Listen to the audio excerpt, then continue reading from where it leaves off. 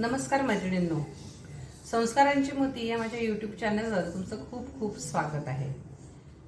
मैत्रिणींनो, आत्ताच गौरी आणि गणपती होऊन गेले. कालच गणपती बाप्पाचं विसर्जन पण झालं आणि या 10 दिवसात आपण खूप खाद्यपदार्थांची रेलचेलही होती आणि आपण खूप अगदी आडवा हात मारून सगळ्यांनीच खाणं पिणं केलेलं आहे. तर आता मी विचार केला की आता काय करायचं जे एकदम साधं आपल्याला जेवण पाहिजे, की जे जास्त स्पायसी पण नको आणि पोटाला पण छान. तर मी आज ठरवलंय की आपण आज मस्त बेत करायचा, तो म्हणजे जिरा राईस, दाल फ्राय आणि पराठे किंवा पोळ्या.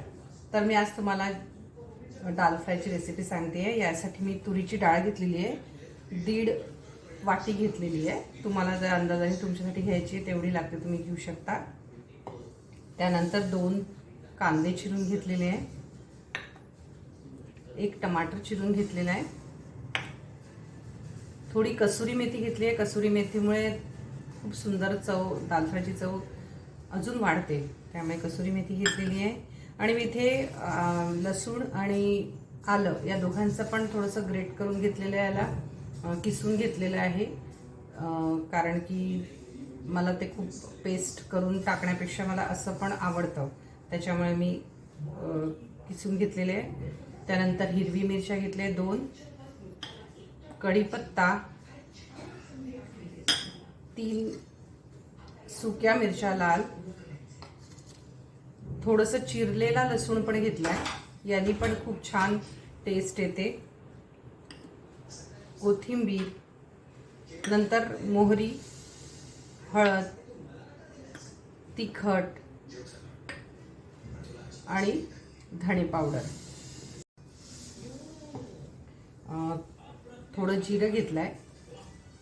आणि आपण आज या सगळ्या इन्ग्रेडियंट्सपासनं दाल फ्राय करणार आहोत. साधा सिंपल मेनू आहे, कोणालाही करता येण्याजोगा. नवीन शिकणाऱ्या मुली किंवा इवन बॅचलर्स मुलं पण आजकाल, त्यांना पण स्वयंपाक करावा लागतो, तर त्यांच्यासाठी पण फार कमी इन्ग्रेडियंट्समध्ये छान टेस्टी अशी दाल फ्राय आपण करूया.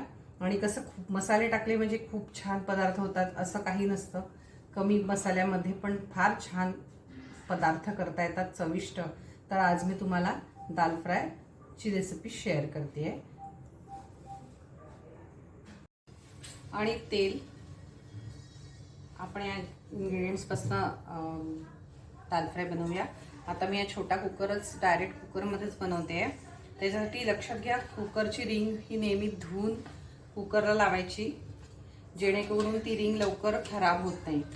तर कुकरला नेहमी रिंग पाण्याने ओली करून लावायची आहे आणि लगेच याला प्रेशर लावायचं नाही किंवा शिट्टी लावायची नाही, तर ती थोड्या वेळाने शिट्टी लावायची आहे. तर माझा कुकर तापत आलाय, याच्यामध्ये मी तेल घालते. तेल तुमच्या अंदाजाने, तुम्हाला जसं आवडतं तसं घाला. मी जरा जास्त तेलाचा वापर जेवणात करत नाही, त्याच्यामुळे मी जास्त तेल घातलेलं नाही.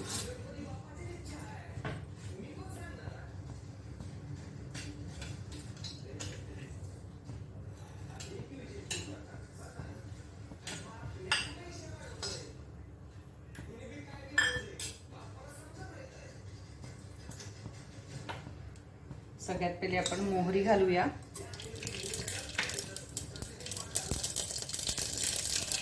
त्यानंतर थोडं जिरं, पाव चमचा,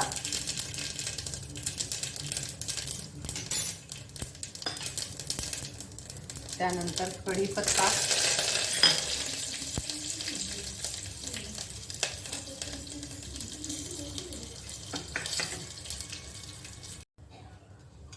त्यानंतर मिरच्या घालू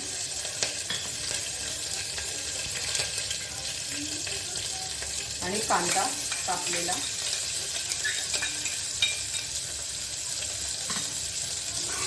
याला थोडं परतून घ्यायचं आहे.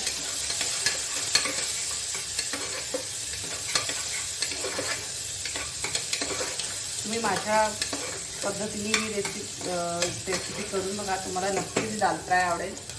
अगदी सहज संध्याकाळी पण तुम्ही छान दाल फ्राय, पराठा आणि जिरा राईस, अतिशय सुंदर बेत आहे. एकदम हलका फुलका आणि छान सगळ्यांना आवडीचा असा बेत आहे.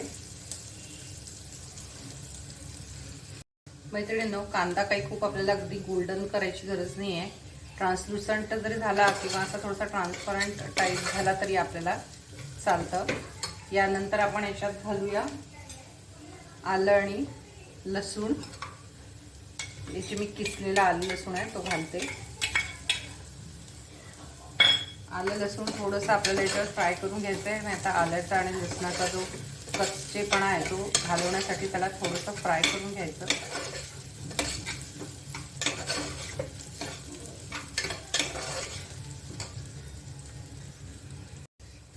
इथे आपला कांदा लसूण फ्राय झालेला आहे. यात आपण आता घालूया हळद 1 चमचा. तिखट तुमच्या आवडीप्रमाणे टाका. तुम्हाला जास्त तिखट आवडत असेल तर जास्त टाका आणि जर कमी तिखट आवडत असेल तर कमी टाका. तर मी साधारण 1.5 चमचा तिखट टाकलेला आहे.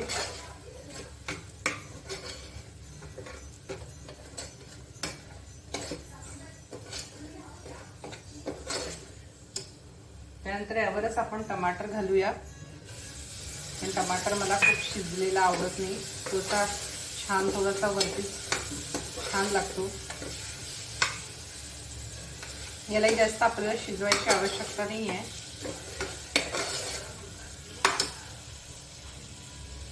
मीठ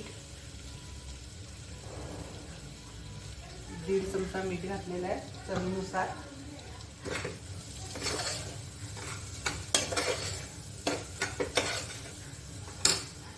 मैत्रिणींनो, तुम्ही बघू शकता आपली फोडणी खूप छान खमंग दिसते आहे.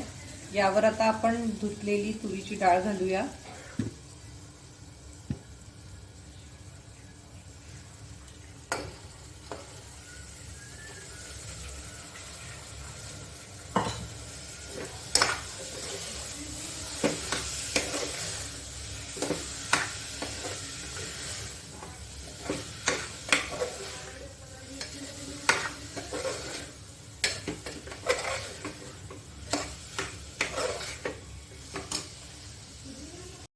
आपण आता ही डाळ थोडा वेळ परतून घेऊया, म्हणजे त्याच्यामध्ये छान सगळा याचा स्वाद जाईल.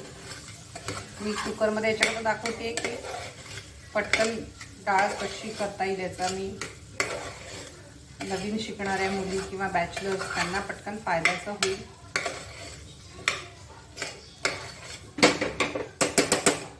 त्याला आपण थोडा वेळ परतवलेला आहे. परतवल्यानंतर याच्यात मात्र आपल्याला गरम पाणीच घालायचं आहे, म्हणजे लवकर लवकर डाळ शिजते. तर मी एक साधारण 2-2.5 वाट्या पाणी घातलेलं आहे गरम.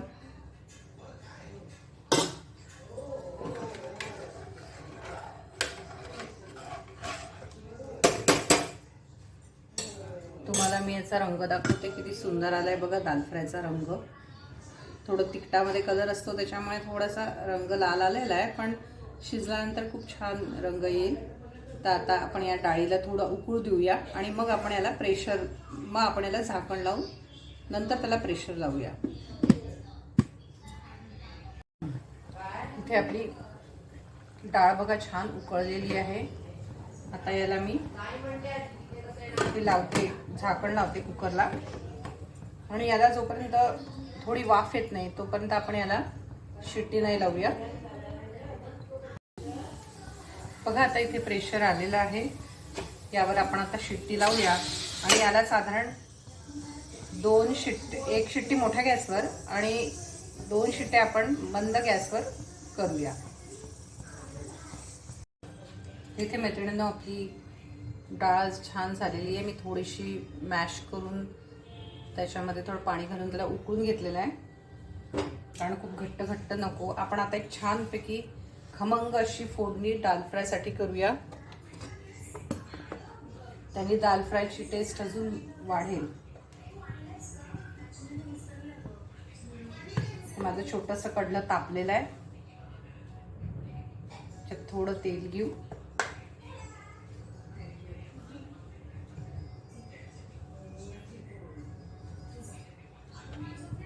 हे लवकर लवकर याच्यामध्ये सगळं तापतं, त्याच्यामुळे आपल्याला जास्त वेळ लागत नाही.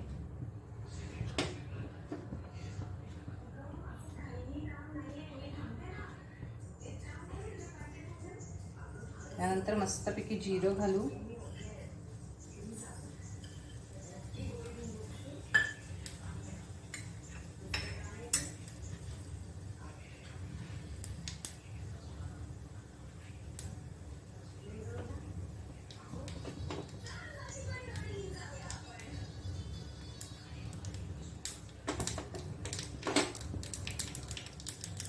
जिरं छान तडतडलं आहे.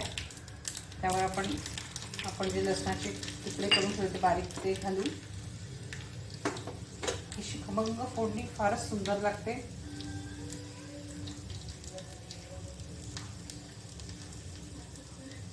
जरा थोडंसं हलकंसं गोल्डन कलरवर येऊ देऊ, कारण तेव्हाच लसणाचा कच्चटपणा जाईल. आता मी याच्यात घालते लाल मिरच्या आणि मी जी कसुरी मेथी ठेवली होती ती याच्याच करता ठेवली होती ती घालूया.